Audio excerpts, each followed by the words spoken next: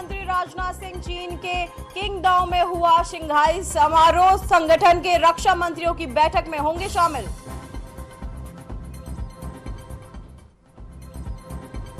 अब एक साल में 2 बार होगी 10वीं बोर्ड की परीक्षा। सीबीएसई ने लिया बड़ा फैसला। 2026 से कक्षा 10 के लिए 2 बोर्ड परीक्षाओं की घोषणा। 10वीं बोर्ड परीक्षा का दूसरा चरण वैकल्पिक। केंद्रीय कैबिनेट की बैठक में हुए अहम फैसले। आगरा में बनेगा अंतर्राष्ट्रीय आलू केंद्र। पुणे मेट्रो फेज 2 की मंजूरी। अंतरिक्ष मिशन में सफल परीक्षण पर प्रस्ताव पारित। सीएम पुष्कर सिंह धामी की अध्यक्षता में हुई मंत्रिमंडल की बैठक। मंत्रिमंडल की बैठक में बनी कुल 4 प्रस्तावों पर सहमति। आगामी मानसून सत्र को लेकर कैबिनेट में चर्चा की गई। उपराष्ट्रपति जगदीप धनखड़ की अचानक बिगड़ी तबीयत। उत्तराखंड में 3 दिवसीय दौरे पर है उपराष्ट्रपति। राज्यपाल लेफ्टिनेंट जनरल गुरमीत सिंह ने किया स्वागत।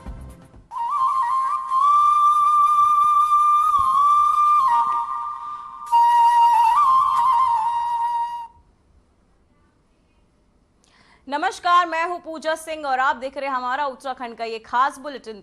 और चलिए बुलेटिन की शुरुआत करेंगे उत्तराखंड की कुछ खास बड़ी खबरों के साथ। देहरादून में लोकतंत्र सेनानी सम्मान समारोह हुआ। इस समारोह में पुष्कर सिंह धामी मौजूद रहे। आइए सुनते हैं कार्यक्रम में उन्होंने क्या कुछ कहा। तो मुझे तो परमानंद मिला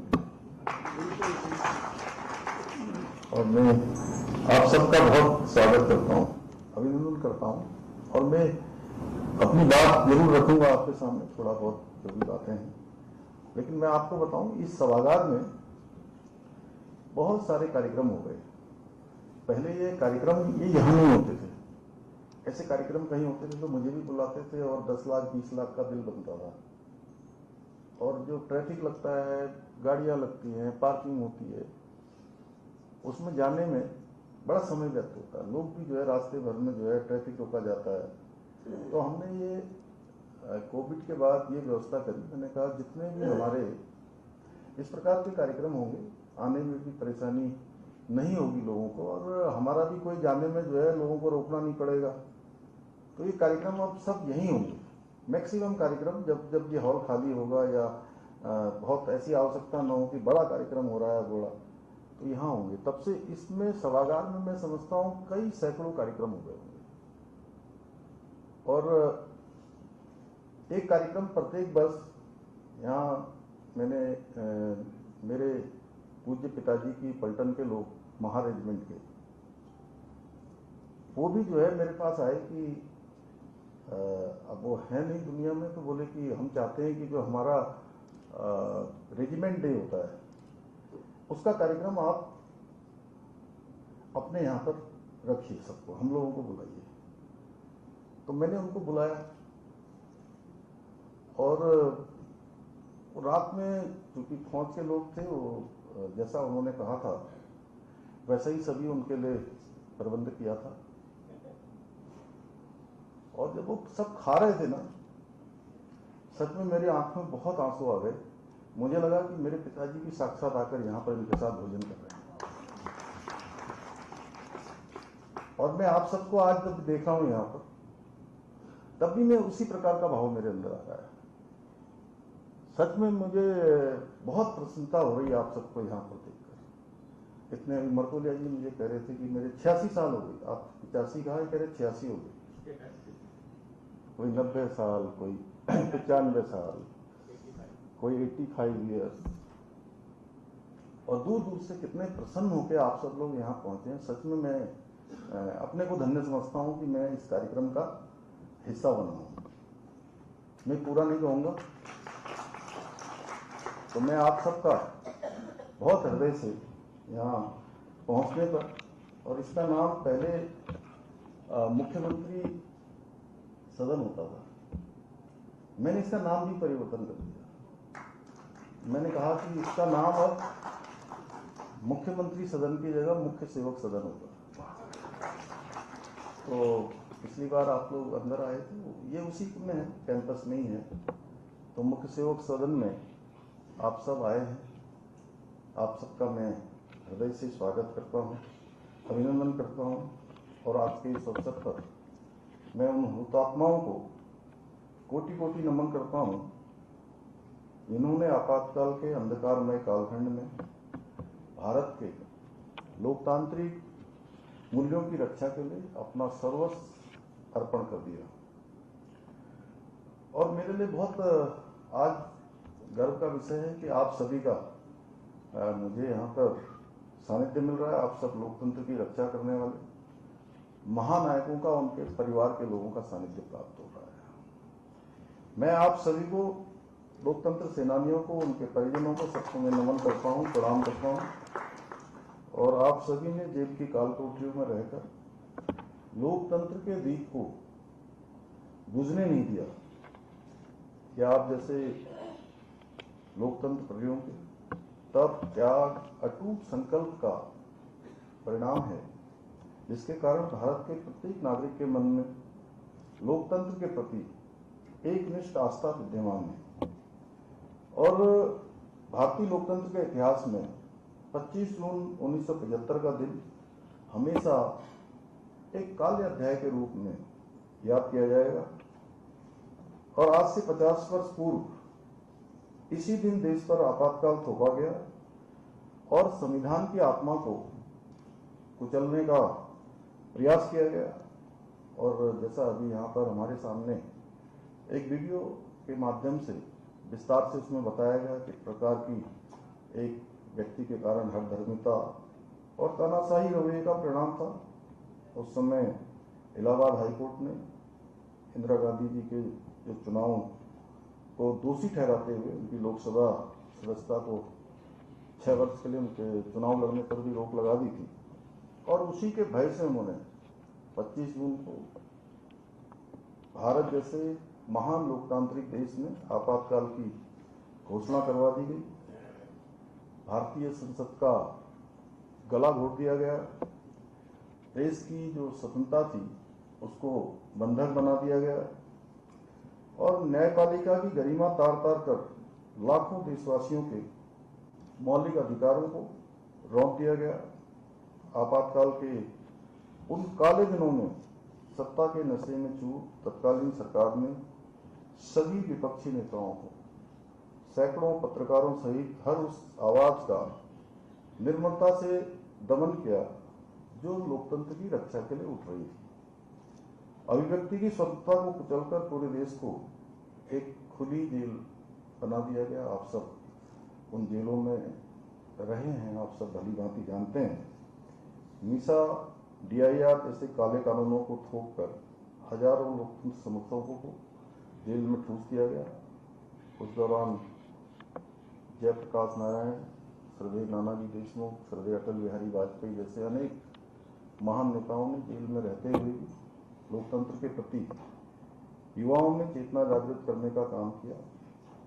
उस दौरान अटल जी ने युवाओं को प्रेरित करने के लिए जेल से अपनी एक कविता में लिखा, अनुशासन के नाम पर अनुशासन का खून भंग कर दिया संघ को, कैसा चढ़ा जुनून, कैसा चढ़ा जुनून, मात्र पूजा प्रतिबंधित, कुटिल कर रहे केशव कुल की कीर्ति कलंकित, कह दी कवि राय तोड़ कानूनी कारा, फिर गूंजेगा भारत मां की जय का नारा।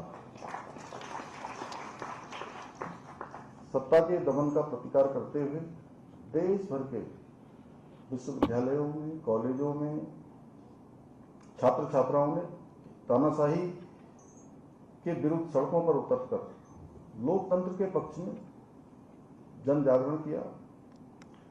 दिल्ली, बनारस, इलाहाबाद, पटना, जयपुर, पुणे, बंगलौर, देश के सभी प्रमुख कई शहरों के अनेक जितने भी हमारे विश्वविद्यालय, शैक्षणिक संस्थान, ये विरोध धीरे धीरे शुरू होते हुए एक राष्ट्रव्यापी क्रांति के रूप में बदल गया। उसमें राष्ट्रीय स्वयंसेवक संघ, विद्यार्थी परिषद जैसे अनेक सामाजिक संगठनों ने अपनी पूरी ताकत से लोकतंत्र को पुनर्जीवित करने के लिए आंदोलन चलाया। हजारों युवाओं ने, नौजवानों ने, छात्रों ने जेल जाना स्वीकार किया। जैसा अभी कृष्ण कुमार अग्रवाल जी कह रहे थे, उन्होंने रुकना और झुकना या माफी मांगना स्वीकार नहीं किया, कभी सर नहीं झुकाया। उसी का परिणाम हुआ कि जनता के दबाव में तानाशाही सरकार को झुकना पड़ा और देश में चुनाव कराने पड़े। और 77 के उस आम चुनाव में देश की जनता ने पहली बार किसी गैर कांग्रेसी सरकार को चुनकर लोकतंत्र की नई सुबह का सूत्रपात किया। मेरा मानना है कि भारत की स्वतंत्रता की लड़ाई के बाद वो दूसरी सबसे बड़ी जन क्रांति थी जिसने भारत को सत्ता के एकाधिकार से। तो वहीं मुख्यमंत्री पुष्कर सिंह धामी की अध्यक्षता में हुई मंत्रिमंडल की बैठक संपन्न हो गई है। कैबिनेट की बैठक करीब 1.25 घंटे तक चली। मंत्रिमंडल की बैठक के दौरान कुल 4 प्रस्तावों पर सहमति बनी है। इस दौरान आगामी मानसून सत्र को लेकर कैबिनेट में चर्चा की गई। मानसून सत्र की तिथि और स्थान के निर्धारण को लेकर भी मंत्रिमंडल ने मुख्यमंत्री पुष्कर सिंह धामी को अधिकृत किया है। वहीं ऐसे में मानसून सत्र कब और कहां आयोजित होगा, इसका निर्णय सीएम लेंगे। साथ ही कैबिनेट ने महत्वपूर्ण फैसले में शिक्षा विभाग के प्रस्ताव को मंजूरी दे दी है। तो वहीं आपको बताते चले, सुप्रीम कोर्ट ने 7 मार्च 2025 को विशेष शिक्षकों की भर्ती का आदेश दिया था, जिसके बाद शासन ने 20 मार्च 2025 को 135 विशेष शिक्षा शिक्षकों के पदों को सृजन किया था। ऐसे में विशेष शिक्षा शिक्षकों के सृजित 135 पदों पर भर्ती के लिए उत्तराखंड विशेष शिक्षा शिक्षक सेवा नियमावली 2025 के संशोधन किया गया। वहीं जिसके बाद मंत्रिमंडल की बैठक में उत्तराखंड विशेष शिक्षा शिक्षक सेवा नियमावली 2025 को प्रख्यापित करने के लिए मंजूरी दे दी गई है।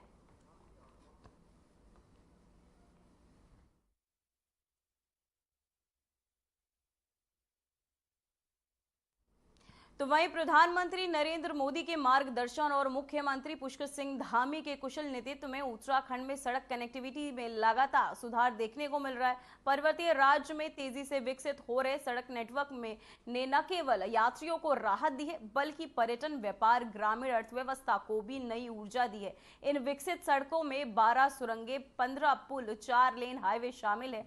राज्य सरकार की योजनाबद्ध नीतियों और केंद्र की विशेष सहायता से 4 धाम, ऑल वेदर रोड परियोजना, भारतमाला परियोजना और प्रधानमंत्री ग्राम सड़क योजना जैसे महत्वाकांक्षी प्रोजेक्टों को गति मिली है।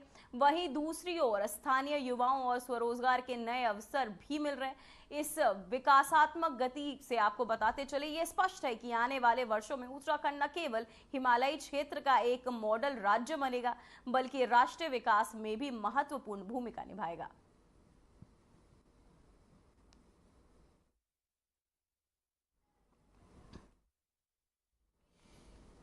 तो वहीं मध्य क्षेत्रीय परिषद की बैठक में मुख्यमंत्री पुष्कर सिंह धामी ने राज्य से जुड़े कई महत्वपूर्ण मुद्दों को उठाया। कहा कि अंतर्राष्ट्रीय सीमाओं से लगा उत्तराखंड राज्य की सामरिक दृष्टि से भी बेहद महत्वपूर्ण है। इसके लिए राज्य के सीमावर्ती क्षेत्रों में सड़क संचार, सुरक्षा और रसद आपूर्ति की समुचित सुविधाएं उपलब्ध कराना जरूरी है। साथ ही उन्होंने केंद्रीय गृह मंत्री से आग्रह किया कि सीमा सड़क संगठन के माध्यम से उत्तराखंड को और अधिक सहायता दी जाए। साथ ही सीमावर्ती गांवों में सुविधाओं का विकास किया जाए, जिससे वहां हो रहे पलायन को रोकने में सहायता मिल सके।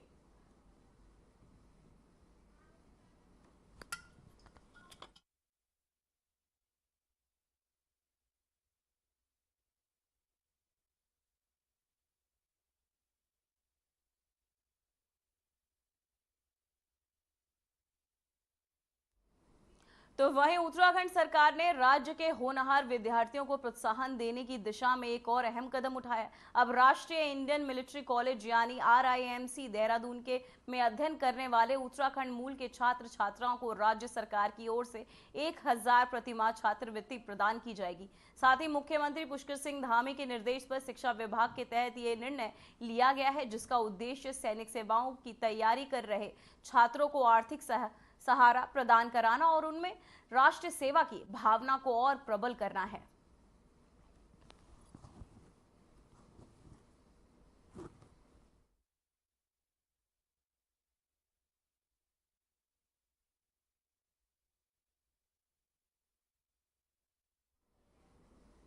तो वह मुख्यमंत्री आदर्श ग्राम सारकोट की तर्ज पर राज्य के प्रत्येक जिले में 2-2 आदर्श गांव बनाए जाएंगे। मुख्यमंत्री पुष्कर सिंह धामी ने मुख्यमंत्री आवास में आयोजित इस बैठक में उच्च अधिकारियों को इस संबंध में निर्देश देते हुए कहा है कि इन गांवों में समग्र विकास एवं आजीविका सर्वधन की योजनाओं को प्रभावी तरीके से क्रियान्वित करने पर विशेष ध्यान दिया जाए। मुख्यमंत्री ने कहा कि प्रधानमंत्री नरेंद्र मोदी के विकसित भारत विजन के अनुरूप विकसित उत्तराखंड की दिशा में तेजी से कार्य करने के लिए सभी अधिकारी पूरी तत्परता और प्रतिबद्धता से जुड़े रहे। साथ ही मुख्यमंत्री पुष्कर सिंह धामी ने बैठक में उच्च अधिकारियों को निर्देशित किया कि प्रत्येक जिले में बनाए जाने वाले 2-2 आदर्श गांवों में कृषि, बागवानी, पशुपालन, मौन पालन और साथ ही डेयरी विकास, मशरूम उत्पादन जैसे संभावनाशील क्षेत्रों को प्रोत्साहित करने के साथ ही इन गांवों में समग्र सामाजिक एवं आर्थिक विकास के लिए प्रभावी कदम उठाए जाए।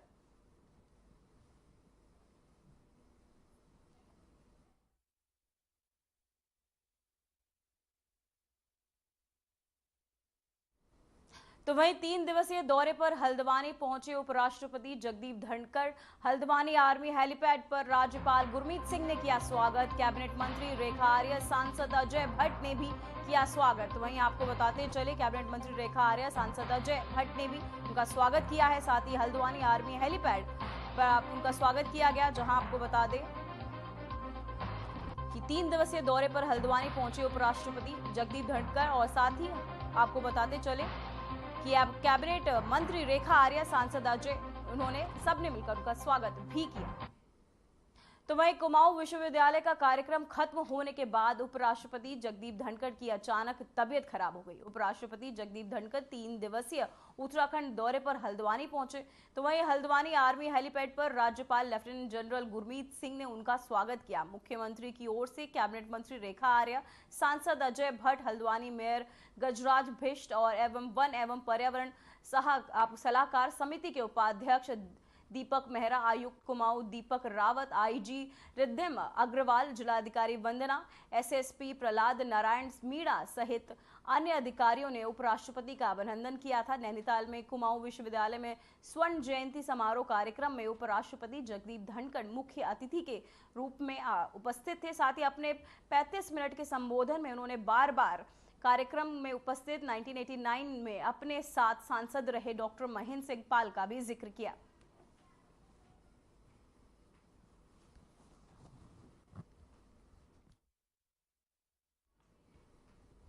तो वहीं उत्तराखंड के यमुनोत्री धाम में 9 कैची के पास हुए भूस्खलन के बाद बचाव कार्य फिर से तेज कर दिया गया है।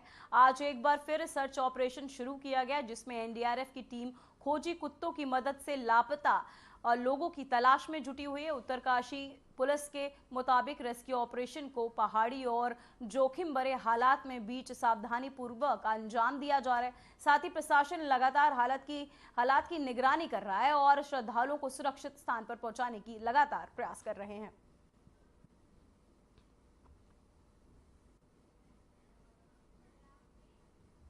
तो वहीं उत्तराखंड में 11 जुलाई से शुरू होने वाली कांवड़ यात्रा को लेकर शासन प्रशासन ने तैयारियां तेज कर दी हैं। कांवड़ यात्रा को लेकर गढ़वाल कमिश्नर विनय शंकर पांडे ने बताया कि यात्रा को लेकर मुख्य सचिव ने अध्यक्षता में बैठक हो चुकी है। हरिद्वार में सभी व्यवस्थाओं को दुरुस्त किया जा रहा है। तो वहीं कांवड़ यात्रा से जुड़े 5 राज्यों को इंटरस्टेट बैठक 27 जून को होने जा रही है, जिसमें यात्रा से संबंधित सभी स्थितियों पर विस्तार से चर्चा होगी। साथ ही वहीं यात्रा के दौरान हुड़दंगियों पर लगाम लगाने के लिए बैठक में विशेष रूप से चर्चा होगी। नहीं, देखिए ऐसा है कि ये कांवड़ यात्रा हमारे नेबरिंग 5 स्टेट्स को से अफेक्टेड होती है, चाहे वो हरियाणा हो और दिल्ली हो, पश्चिमी उत्तर प्रदेश हो, हिमाचल के लोग भी इसमें आते हैं। तो इन सभी प्रदेश के वरिष्ठ अधिकारियों के साथ 27 तारीख को एक इंटर स्टेट हायर लेवल की एक मीटिंग रखी गई है और उसमें सारे इश्यूज़, चाहे वो डीजे का इशू हो, कांवड़ की ऊंचाई को लेकर इशू हो, और एक एसओपी बनाने की बात की गई है। चूँकि वो श्रद्धालु होते हैं तो पुलिस उनके साथ अपराधियों जैसा व्यवहार नहीं कर सकती और हमारा भी एक रहता है कि अतिथि देवो भव, तो उनका हम समझा बुझाकर सम्मानपूर्वक जो भी हम कर सकते हैं करते हैं। हाँ, लेकिन ये सही है कि अगर कोई लैंड ऑर्डर का इशू होगा और कोई ऐसी स्थिति होगी तो पुलिस अपनी सख्ती से भी पेश आएगी और उसमें कोई कोताही नहीं बरती जाएगी। तो वहीं उत्तराखंड में इस बार मानसून ने समय से पहले ही दस्तक दे दी और लगातार हो रही बारिश के चलते गंगा का जलस्तर तेजी से बढ़ रहा है।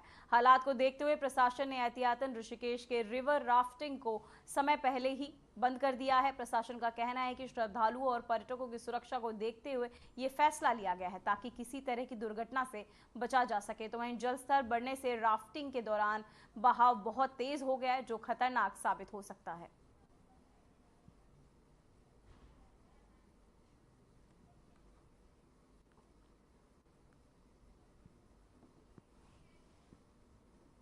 तो वहीं उत्तराखंड में हो रही लगातार बारिश के चलते सोनप्रयाग से केदारनाथ धाम की यात्रा मार्ग पर फिसलन और भूस्खलन का खतरा बना हुआ है। ऐसे में श्रद्धालुओं को सुरक्षा को देखते हुए पुलिस ने और प्रशासन ने अतिरिक्त सतर्कता बरतनी शुरू कर दी है। वहीं संवेदनशील इलाकों में पुलिस तैनात है, साथ ही यात्रियों को सतर्क रहने की अपील की जा रही है। प्रशासन मौसम पर नजर बनाए हुए और हालात के अनुसार यात्रा को रोका या चालू किया जा रहा है।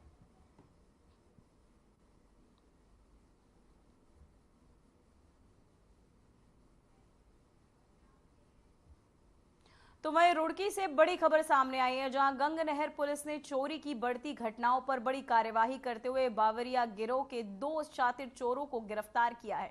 दोनों आरोपियों के पास से लाखों की ज्वेलरी और नकदी भी बरामद हुई है।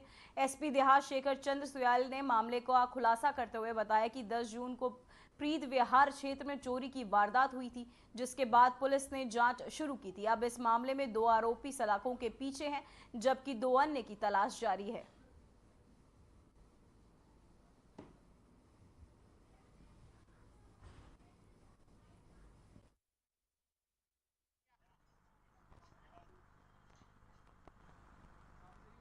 देखिए 10 जून को एक सूचना एकता मोयाल जो प्रीत बिहार में रहती है, उन्होंने एक सूचना दी कि उनके घर में दिन के समय चोरों ने उनके घर का सामान और ज्वेलरी चुराई है। इमीडिएट थाने ने रिस्पांस किया, घटनाक्रम हुआ था तो उसके बाद इमीडिएट मुकदमा दर्ज करके कोतवाल साहब जिस टीम को लीड कर रहे थे, हमारे एसएसआई के नेतृत्व में टीम बनाई गई थी। हमारे कुछ लड़कों ने प्राइवेट में रह के काम किया, सीसीटीवी फुटेज खंगाले गए, उस पर्टिकुलर एरिया का डंप डेटा लिया गया, तो फाइनली कुछ संदिग्ध हमारी पड़ताल में निकले। उन संदिग्धों को लेकर के हमने अपने मुखबिरों को भी इंटीमेट किया था और थाने की टीम प्राइवेट में लगातार उसमें काम कर रही थी। और जो हुलिया मिला हमने अदर स्टेट अदर डिस्ट्रिक्ट से भी उनको शेयर किया, तो ये पता लगा कि ये दूसरे स्टेट से आने के ये लोग काम करने वाले हैं। ऐसी कई घटनाएं इन्होंने करी हैं, तो हमारी टीमों ने लगातार दबिश डाली। तो वहीं उत्तराखंड के चमोली जिले के नारायणबगड़ क्षेत्र में एक बेहद संवेदनशील मामला सामने आया है, जहां बताया जा रहा है कि एक युवक को पंजाब की ओर गौशाला के पिछले 15 वर्षों में बंधुआ मजदूर बनाकर रखा गया था। साथ ही घटना का ये वीडियो सामने आने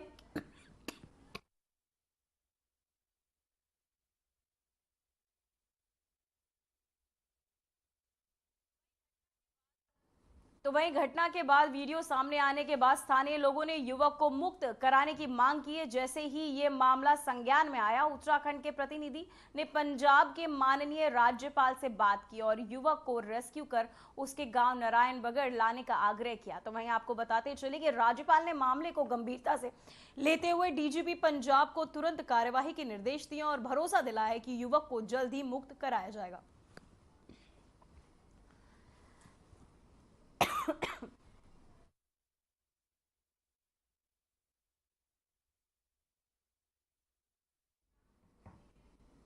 फिलहाल बुलेटिन में बस इतना ही। मुझे दीजिए इजाजत। नमस्कार।